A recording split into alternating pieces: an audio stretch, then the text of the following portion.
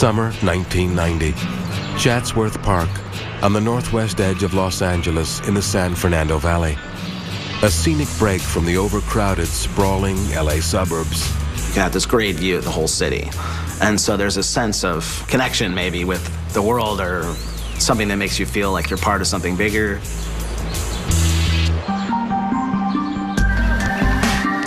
But after dark, the day hikers retreat and thrill seekers are unleashed. High schoolers like to go up there and experience the rush of a train coming through the tunnel, which was about 30 feet wide. And in the train tunnel, there were alcoves, and you could stand on the alcoves and watch trains go by your face. And it just was the eeriest vibe. There was definitely some criminal element to that area, and I knew enough about that. Like, I would not go there in the middle of the night.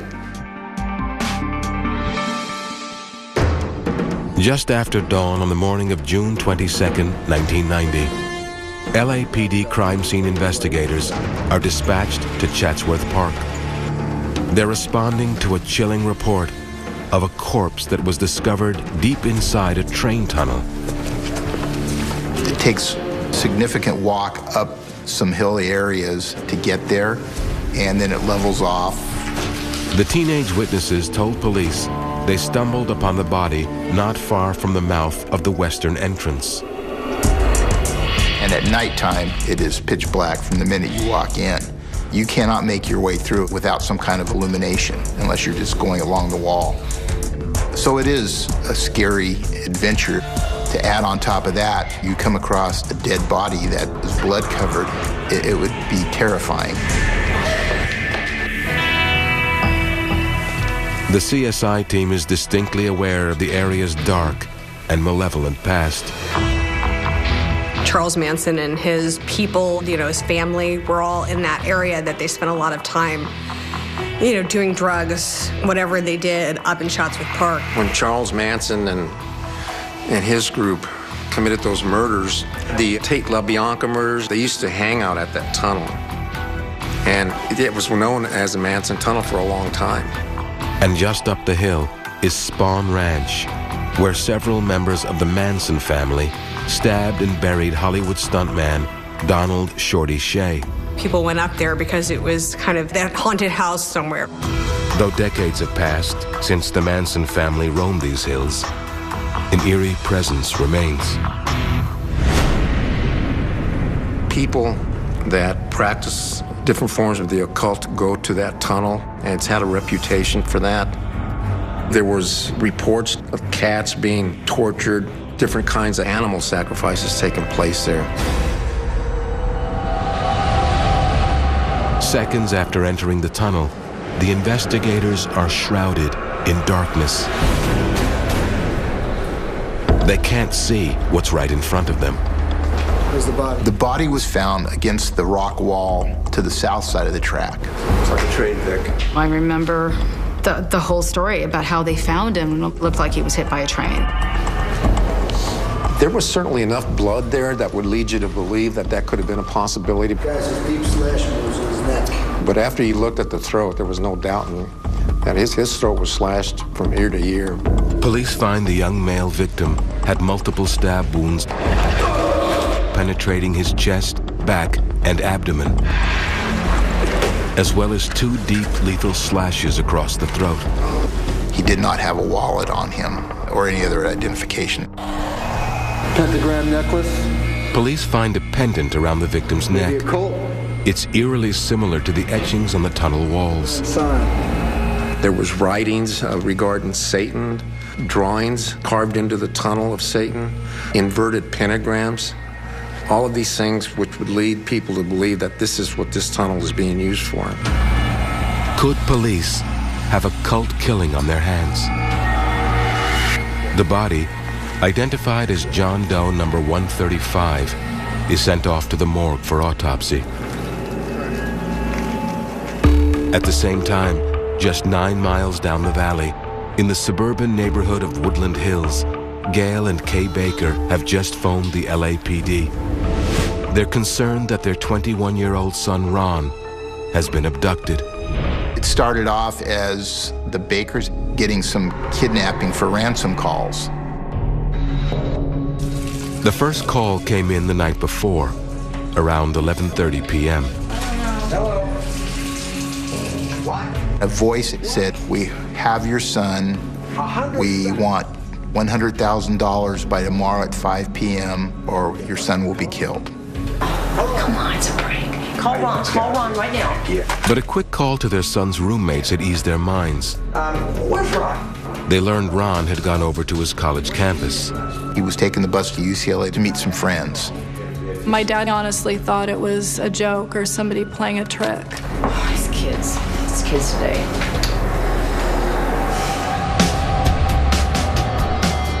Ron Baker has just finished his third year at UCLA, a prestigious university not far from home.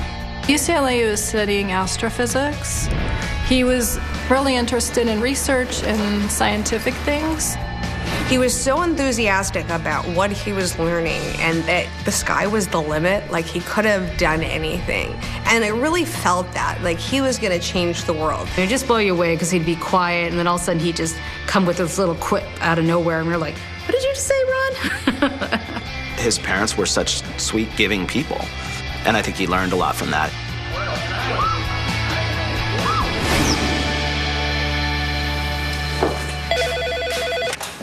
Hello?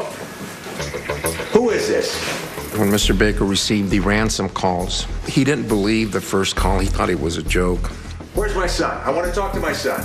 The next day at 10:30, he receives another ransom call. It's the same people that called last night. They said they have Ron. This time, he calls the police, and a crime report is taken.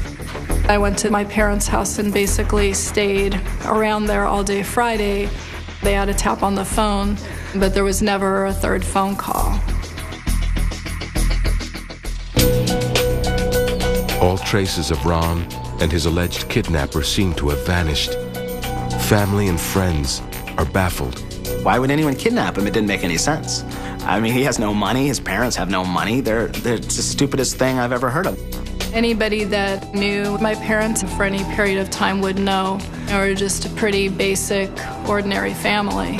I spent the whole night just sort of freaking out, wondering what was going to happen.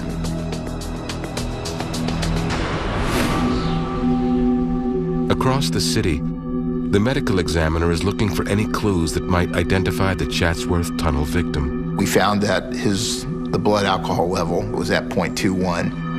Having the equivalent of 8 beers in his bloodstream at the time of death, the victim was highly intoxicated. Had he been partying with his killer? Or did his inebriated state make him an easy target? Underneath the victim's fingernails, we found traces of AB blood, which is the rarest of the 4 blood types. It's only about 4% of the population. According to police, this tells them there was a struggle, and the victim, whoever he was, tried to fight off his attacker. Now, the LAPD have both a homicide and a kidnapping on their hands. Coming up, a missing puzzle piece jumpstarts an investigation, leading police to their first clue. Everybody referred to it as the Mystic Circle. In late June 1990, the LAPD take 2 disturbing reports in the valley. An alleged kidnapping My son. I want to talk to my son. and the discovery of a brutal killing. Within days, the coroner's office receives Ron Baker's missing persons report, and these 2 bizarre cases merge into one. The identification was ultimately made because of the description of clothing, the physical description of his body and his hair, what he was wearing. He had a pendant around his neck. My parents went and had to ID the body the next day, but I didn't go. So I feel for them that they had to do that. I don't know how you do that as a parent. They were still in a state of shock. They had absolutely no clue on who would want to kill him, on who would want to hurt him. And I just remember thinking, that's not possible. This has got to be a mistake. The family is shattered and desperate to know the identity of the alleged kidnapper, but police already have their own theory. I wasn't believing that the ransom demands were really a serious thing. It was just, we need $100,000 or he's dead. No mechanics, no information about where the drop was going to be, what they wanted, who to contact, nothing. Maybe that was done to deflect tension away from whoever did this.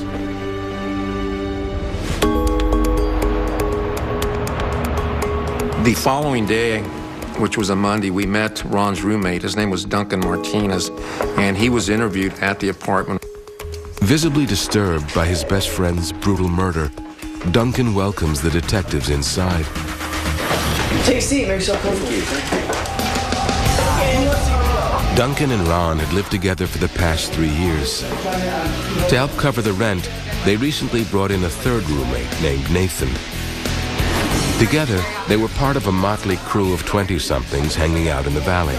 We were all over, from different backgrounds. We were definitely not his college friends, not his UCLA friends. And we hung out, we watched movies, we did things that people do at 20. Now, a heinous crime has rocked a circle of friends. We've lived together for 3 years, actually. Duncan sits down with the detectives and answers all their questions about the night Ron was killed. 3 of us had dinner, 3 of us living here, me, Nathan, and Ron. Ron had worked at UCLA. He had gotten home around 6 p.m. and made dinner for Nathan and Duncan and Nathan's girlfriend. What did you do to this one? Duncan stated that he and Nathan were going to a grade school to drink beer. Ron said he was going to meet some friends from UCLA. At UCLA, could you drop me off at the bus stop? Yeah, for sure. Totally. They dropped Ron off just around the corner of Victory and Van Nuys. He was heading to UCLA. Duncan tells the detectives that he and Nathan went to the school as planned. Because Nathan wanted to talk to him about Diane. I mean, I'm cool with her being my girlfriend, but... That things were getting a little serious and he wanted Duncan's input. You can call the shots. He always calls the shots. And came back around 10:30 at night to their apartment. Diane was watching television. What are you guys doing home so early? Just got there early. Shortly thereafter, Mr. Baker called regarding that first call he received. Hello? Yeah, hi, Mr. Baker. Where's Ron? After that, Duncan and Nathan never saw their roommate again. When asked about Chatsworth, Duncan says Ron was no stranger to that park. Ever since Ron was a kid, he was drawn to the rocky hillside. We would go to the top of this hill and we just like look at the valley and we just sit there, you know, and just sort of take it all in. We went up to those tunnels and we thought about beating the train, you know, and that kind of thing. As Ron grew older, Chatsworth took on a more sacred meaning. I did hear that he would meditate. I think he was just in general kind of a spiritual person. But not everyone in Ron's circle of friends sees the park as a peaceful place, especially after the sun goes down. It was very creepy and eerie, and it just like, this is not a good place. It kind of made the hair raise up the back. And Ron always wanted to go back. None of us would ever go back there. Investigators asked Duncan if he knows who Ron was planning to meet that night on campus. According to Duncan, for the past 6 months, Ron had been attending gatherings hosted by a UCLA group that was involved in studying the occult. I never went to like the meetings with them. I think Ron was kind of new at it too. The group was known as the Society of Bruins for Metaphysical Inquiry, but everybody referred to it as the Mystic Circle.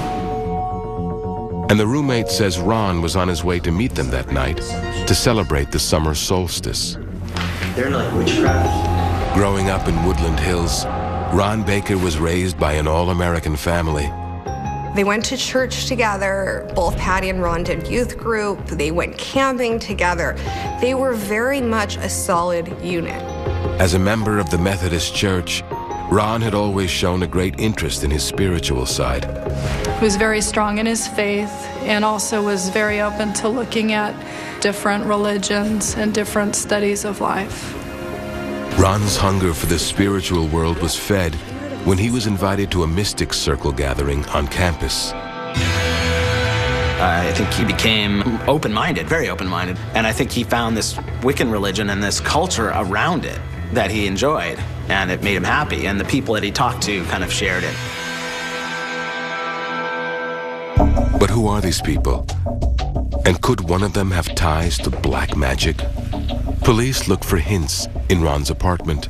We were advised that he had an altar in his apartment, in his bedroom, and on that altar was a pentagram. Is this a clue or merely a coincidence?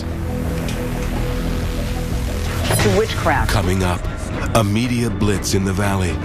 Did Ron Baker cross over to the dark side? Everybody was like, Joel, did you hear about this Satanism thing? And Ron? It's Monday, June 25th. And just 4 days after Ron Baker's brutal killing, LAPD homicide detectives have a substantial lead. They're told Ron was headed to UCLA to meet with an occult group called the Mystic Circle. So we wanted to know more about this, but at first we just knew from a flyer we found that it was a man named Roland.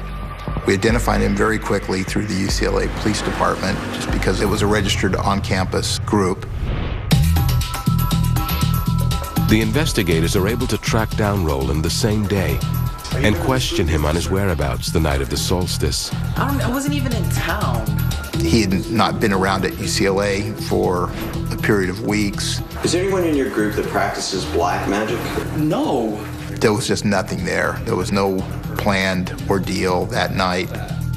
The potential lead goes nowhere.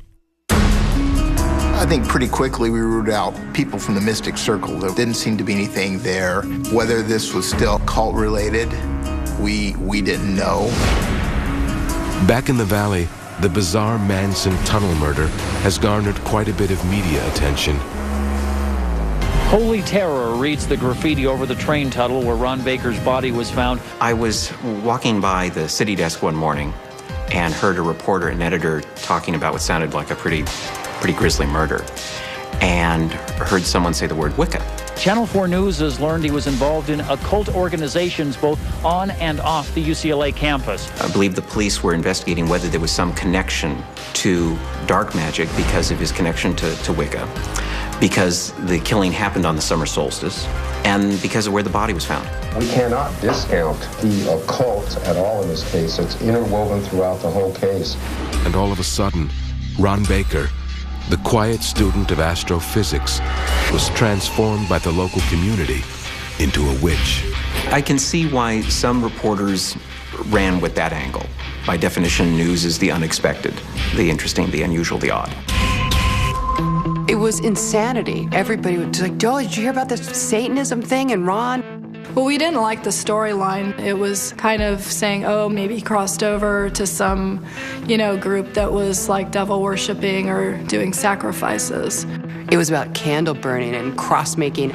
Nothing about who he was, nothing about what he wanted to be, what his hopes and dreams were, and what a horrible thing had happened to him.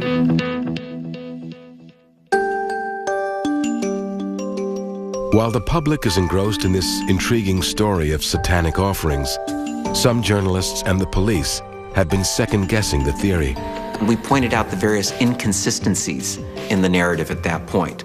The strange request for ransom, the alleged connection to Satanism when the kid was actually into Wicca. It was more of a philosophy of nature and living in harmony with nature and the earth. We believe in love, unity. It wasn't anything that involved bloodletting or sacrificing of anything. The actual practice of a Wiccan did not jive with what happened to Ron Baker. And so we were back to kind of square one. Where did he go from that point that Nathan and Duncan dropped him off at the bus stop? Knowing Chatsworth Park is often frequented by vagrants and rumored Satanists after hours, police worry that Ron went there that night alone to celebrate the solstice and stumbled into a very bad situation. A call came in from a police officer, and he identified a man that had assaulted a park ranger at Chatsworth Park a few months before. He carried a knife.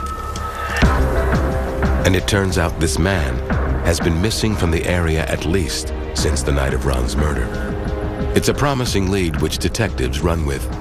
Eventually, we tracked him to Ohio, spoke to his father, spoke to him, spoke to some people that could corroborate that he was in Steubenville, Ohio from April until probably the 1st of July. Another dead end since Ron Baker was killed in June. Oh, look at that. 9 days after his death, friends and family gather for Ron Baker's funeral at the Methodist church where he was a lifetime parishioner. Ron was the first person outside of my family that I loved. You know, he was really close to me. Losing him, I lost everything. I lost the guy that I played board games with and made paper airplanes with and talked about philosophy with. I lost all of those things when I lost him. Duncan Martinez, Ron's roommate, gives an emotional eulogy. He was the most friendliest, sweetest guy there. The one friend that I thought I'd know until I was old, until I always thought Ron would be there. While Duncan mourns the loss of his friend and roommate, Nathan has moved out of the valley and does not attend the services. So my parents felt really bad. They said, let's invite Duncan to move in with us. He can't stay in that apartment. But within just days, Lydia notices something strange about Duncan's behavior. People mourn in their own way, whether they're angry or sad. So he seemed panicked. Ever since Ron's death, the usually charismatic, self-confident Duncan has been on edge, acting paranoid. Slowly, he started to come home with these stories. He would say, someone was following me today. You need to hang tight, you need to lay low. And I raced them around the city and I lost them. You're just freaking out because of what happened to Ron. I would tease him because he was talking crazy. Be careful, okay? Just be careful. For several months, Duncan has been telling his friends extraordinary tales about his special operations as a Marine reservist. I was on a mission. For who? The government. A mission? Yeah. All of a sudden, he would disappear for 4, 5, 6 days and come back to say he'd been in the Middle East or in Iran doing a special mission, which included assassinations. Because I'm like one of the few people in the world that have this, like, license. He'd come back and like, well, I gotta lay low. People know what I did. And like, why are you not driving your car? I don't understand. He's like, I can't have anybody see that I drove it because I did those things. Those things in Iraq that I came back and people know and I could be a target. And you just go, whatever, Duncan, you know, that's just how Duncan is. But now, almost a month after Ron was killed, Duncan appears to be in danger. Could his tall tales about the special ops missions be true? And then as the days passed on, it got worse. Someone followed me to the house. Someone went through my car, look, and he would show me his car would be all taken apart. And so we all became paranoid because we still didn't know who had killed Ron. Lydia's fear intensifies when she receives a chilling phone call in the middle of the night. And Duncan called me at 2 in the morning, and the phone rang, and I woke up, and I picked it up at the exact same time that the answering machine picked up. So the answering machine recorded this entire call. They hit me, lady. What are you talking about? He said to me, they've got me. They got me in like a warehouse thing in North Hollywood. Get Garcia. Let him know what's going on. Duncan. Paralyzed with fright, Lydia wonders if she's next. Coming up. I was terrified that this person who clearly had killed Ron and... July 1990 in the San Fernando Valley. Friends and family of 21-year-old homicide victim Ron Baker are trying to make sense of an unspeakable tragedy. A brutal murder of a gentle soul in the darkest of places. My first impression when we stepped into the tunnel was what a lonely place to die. I guess no place is good to get murdered, but it was just cold to me.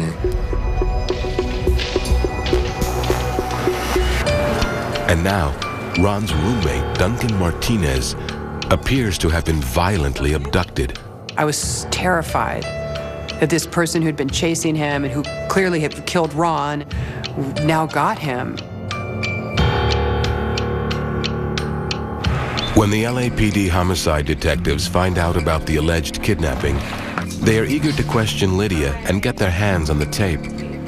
Perhaps they were too quick to rule Ron's kidnapping a hoax. Immediately, a request to the phone company was placed to find out where that call to Lydia Archibald had been placed. I'm really, really scared. And we're going to get to the bottom of this. But when detectives get a chance to listen to the recording, their gut tells them something isn't quite right. This whole thing was recorded until the line went dead with some sounds of no, click. So hearing that seemed a little overdramatic and not very realistic. We knew it was a lie. We knew that he had faked it. We just figured Duncan couldn't handle it, and he freaked out, and he had to leave. And we had to err on the side of caution, but at the same time, you're kind of rolling your eyes thinking, okay, is this Duncan being Duncan?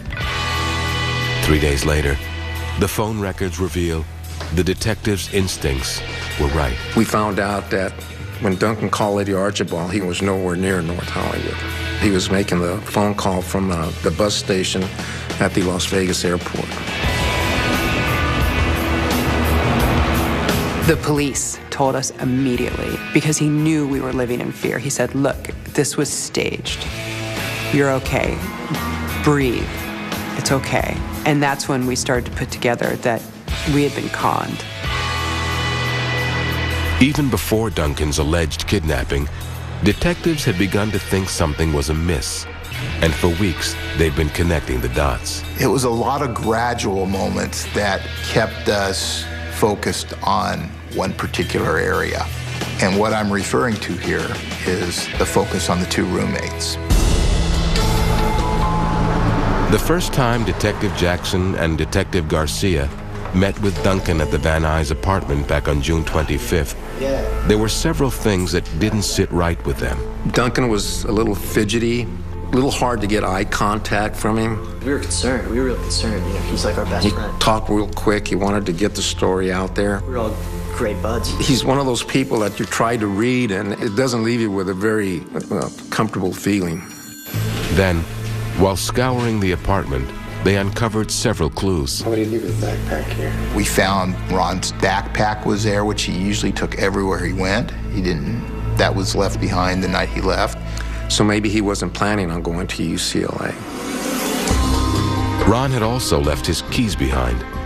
And we thought it was highly unusual, for instance, for somebody not to take their keys to get back into the apartment, unless they're going to be with somebody that has a key.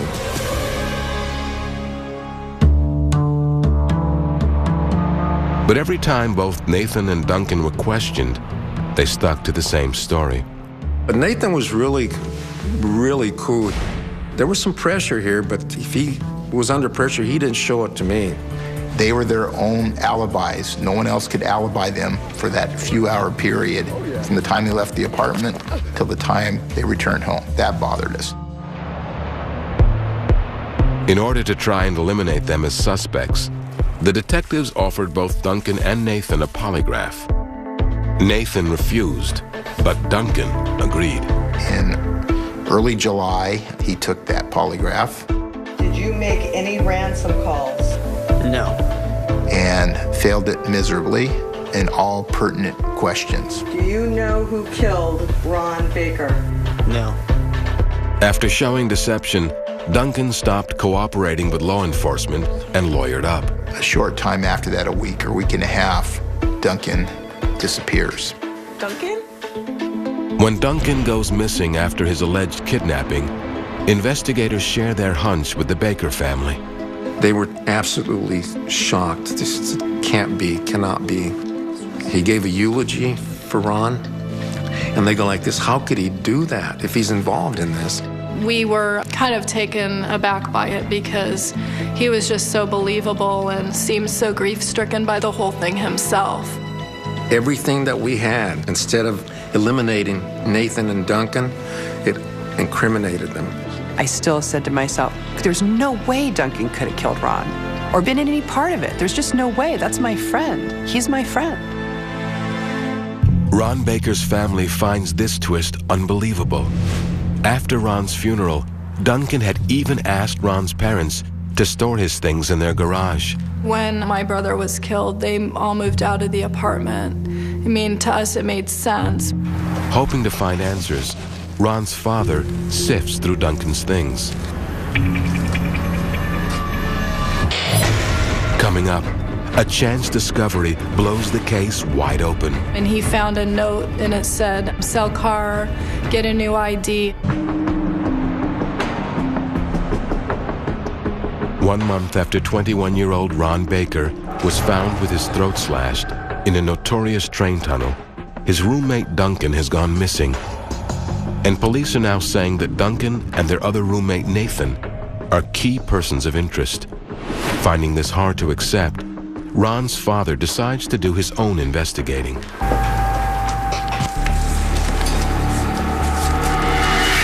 And he found a note that was basically a to-do list, and it said, sell car, get a new ID, and there were a couple other things.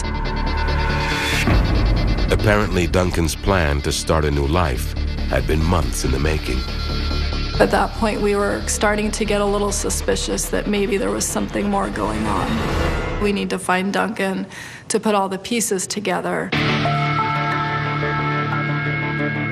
And eventually, they do.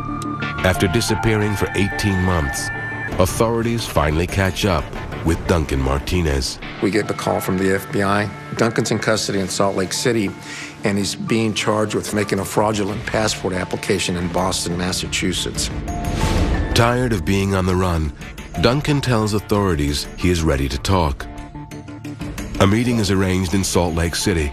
The rules of the game in this particular interview will be that Duncan can tell us what he wants to tell us, we can ask him what we want to ask him, and none of this can be used against him.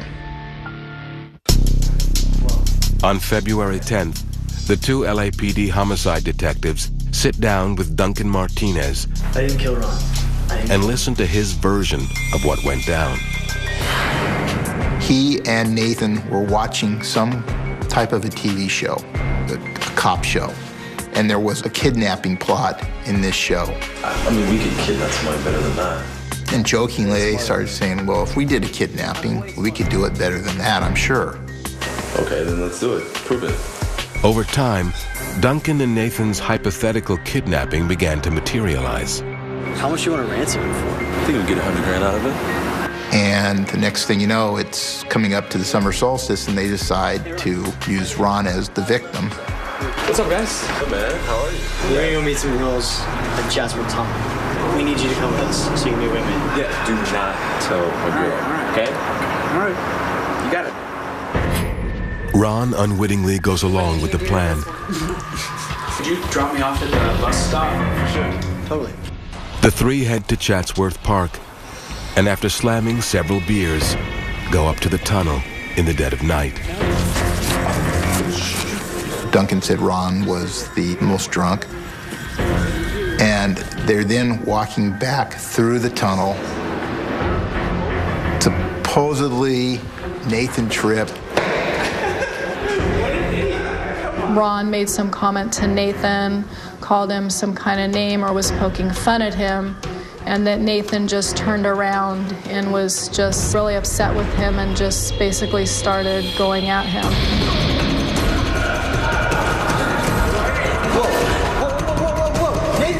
At some point, he also indicated that Nathan got scratched during the struggle on one of his hands. According to Duncan, he was surprised by the attack. Duncan says that he never truly believed that he and Nathan would go through with the kidnapping plot. Duncan says, I was so scared of Nathan at that point because I was so shocked at what he did that I worried something will happen to me, so I get up and make the ransom call. And then I make another one the next morning. Where's my son? Even if he hadn't been involved and it hadn't been thought out, if it was just a spur-of-the-moment attack, why didn't he jump in and help? If this story is true, the detectives need to find a way to prove it. Even though we could show there was some consistency with what he said and what the evidence was, It just wasn't enough. The first step is to find out Nathan's blood type, and they know just where to find him. Nathan Blaylock is sitting in a nearby county jail, awaiting sentencing for an armed robbery conviction. And we went out there and told him that we had a search warrant, we found some foreign blood under Ron's nails, and we need to see if we could exclude him having that type of blood. And that was the first time that he reacted with anger. The rare blood type is a match, AB positive, but detectives still need more. We asked Duncan for his cooperation in engaging Nathan in conversation, and he agrees. Nathan, yeah. On a recorded line, Duncan calls his friend Nathan in jail. Dude, if this comes down, I mean, it's not just you, it's me too, you know? Yeah, I know. I mean, I may not have been an executioner, but I'm still gonna get pegged. What are you gonna say if they do come back? I have nothing to say about that. I don't know if this line's secure or not. After hearing the conversation, police believe they have their man, but Nathan never admits to the killing. They ask Duncan to visit Nathan face to face while wearing a wire. So what are you doing here? It's been a long time, I know. You just abandoned me. Like, this it keeps coming back. Like, what am I supposed to do? You gotta just let it go. Dude, how many people just don't understand people like that? I'm sorry. Nathan talks about throwing the knife and the clothes in the dumpster next door. Crucial stuff. With an arsenal of incriminating conversations on record, detectives visit Nathan in prison. This time, they are hoping for a full confession. What do you want? We said, well, there's somebody telling us that you were involved in Ron's death. And he says, man, who's ever telling you you got it wrong? Then, Detective Garcia plays some of the recorded conversations between Nathan and Duncan. He was your friend too, I thought. It looks like it didn't happen. You accept it, you deal with it, and sooner or later it'll stop bothering you. His head just drops. Boom. Complete silence for a bit. And I said, do you recognize those voices? Just nods. Yeah. It was like his whole world just changed. There's no talking your way out of this. There's no explaining it. And he also knew that Duncan had stabbed him in the back. Eventually, the investigators get a confession from Nathan Blaylock. I was real angry.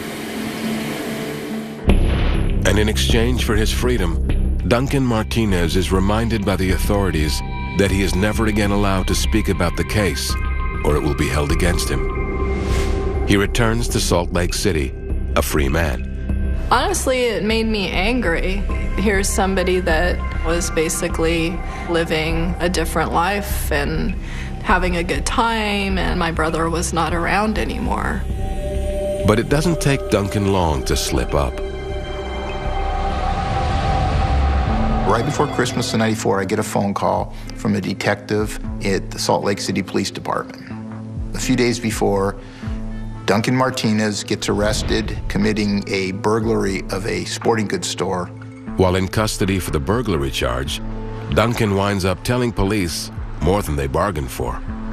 Detective Jackson asks the Salt Lake City Police if they can get Duncan's story about what happened in Chatsworth Park on tape. So he calls back on a tape-recorded line, and Duncan repeats his whole story. I told Nathan, dude, you gotta finish him off or something. You can't just leave him like that. He slit his throat. It's almost like he's talking about shooting a horse that's broken his leg. You know, go ahead and put him out of his misery instead of saying, wait a minute, what are you doing? Call the police, call paramedics. So we now have that. Duncan was arrested and indicted on Ron Baker's murder. You know, it made me feel good to the sense that he was just as responsible for killing Ron as Nathan Blaylock was. There was, I think, a collective sigh when Duncan buried himself, because it's just the idea that he would have a life. It seemed very unfair. In the end, Both Nathan Blaylock and Duncan Martinez are tried for first-degree murder with two special circumstances: monetary gain and lying in wait. So they had separate trials, but each were convicted on all counts. They were each given a sentence of life in prison without the possibility of parole. People I know and people who I loved are murderers, and they murdered him for no reason. And I guess we'll be in jail forever for no reason. And Ron Baker's tarnished image was restored. It wasn't an occult killing. It had nothing to do with it. It literally had to do with these two sick people who targeted him, these people that lived with him. He was basically just a good-natured person with a good soul. Yet what happened on that fateful summer night will forever leave a void in the lives of those who knew and loved Ron Baker. It's kind of wondering what life would have been like if two people didn't make the wrong decision that day. He would have been like a rock star now, you know? Super smart, you know, super nerdy. That's totally in. He didn't get a chance. You know what I mean? Everybody liked Ron. Everybody. And I loved him. And I wish he was still here.